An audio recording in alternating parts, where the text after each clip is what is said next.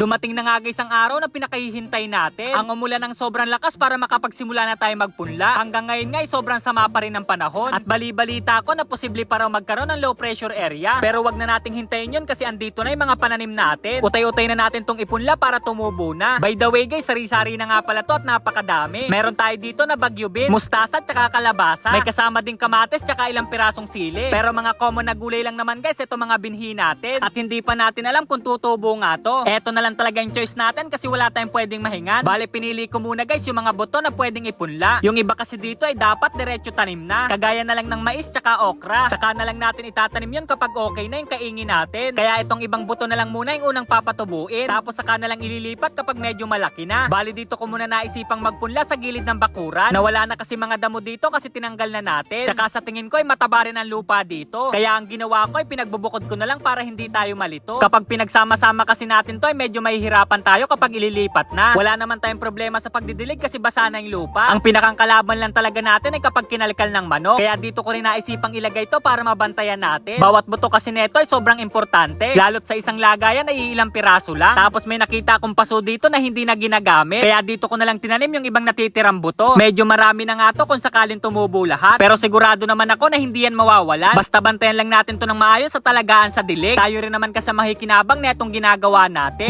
Napakalaking bagay kasi neto, oras na mamunga na. Tapos yung dalawang paso na may tanim ay dito ko na lang nilagay sa may patubig namin. Dito kasi kahit walang ulan ay may tumutulong tubig. Kaya napakaganda ng pwesto neto kahit hindi na natin diligan. Tapos sabi nung asawa ko yung buto daw ng okra ay dito ko na lang itanim. Paborito niya kasi yung ganitong klase ng gulay. Parang 8 piraso lang naman to kaya dito ko na lang nilagay sa harapan ng bahay. At sa bawat butas ay 2 piraso lang yung hinuhulog ko. Para kapag tumubo na ay hindi mga payat. Minsan kasi nag-aagawan din sila sa taba ng lupa. Pagkatapos kong itanim yun ay pumunta naman ako dito kila nanay. Napagplanuhan ko kasing maglagay ng gabi dun sa tuluan ng lababo namin. Saktong marami naman dito kaya nanghingi na lang ako. Pero ang kinuha ko guys ay yung maliliit lang kasi mabilis naman tong lumaki. Palagi din kasi nagugulay si nanay kaya ito na lang yung natira. Mga ilang piraso lang naman yung hiningi ko kasi maliit lang naman yung paglalagyan natin. At kahit hindi mo alagaan yung ganitong klase ng gulay, kusang dumadami. Kaya napakaganda neto para meron tayong hintayin. Mas okay na yung maraming tanim para meron tayong aanihin. Medyo pulasina nga lang guys itong pinaglagyan natin ng gabi. Pero ayos lang yun kasi ito pa lang naman yung ating panimula. Kumbaga ito yung magiging similya para magparami. Di naman tumawawala ng tubig kasi araw-araw tayo naghuhugas ng plato. Ang dapat bantayan dito yung mga punla natin na buto pala. Kasi araw-araw ay kailangan madiligan natin to ng tubig. Pero wag natin problemahin yun kasi malapit lang tayo sa bahay. Kaya update ko na lang ulit kayo guys kapag tumubo na to. Bye-bye! Tuping ka sa sakan!